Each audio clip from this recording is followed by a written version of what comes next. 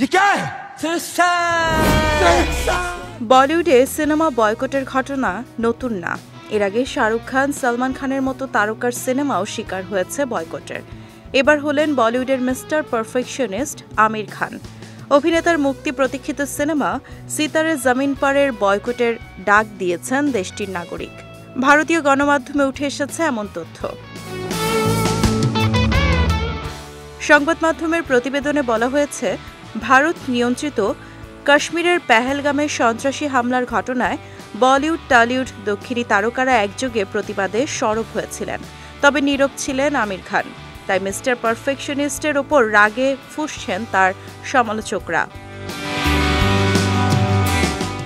Hashtag boycott আমির, hashtag boycott Sitaare জমিন পার এর সয়লাভ social মিডিয়ায়। এদিকে ১৩ মে বিকেলে অন্তর্জালে মুক্তি পেয়েছে সিতারে জমিন পার সিনেমার ট্রেলার।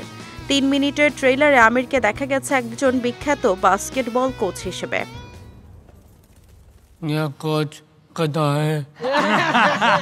২০০৭ সালের ছবি তারে জমিন পারের সিকুয়েল সিতারে জমিন পার।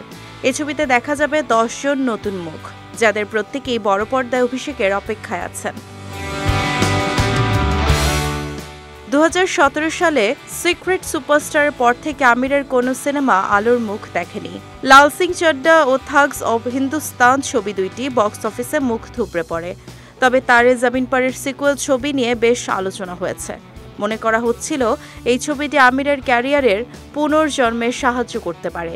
কিন্তু ট্রেলার মুক্তির পর থেকেই সিনেমাটি বয়কটের দাবিতে সরগরম নেট দুনিয়া।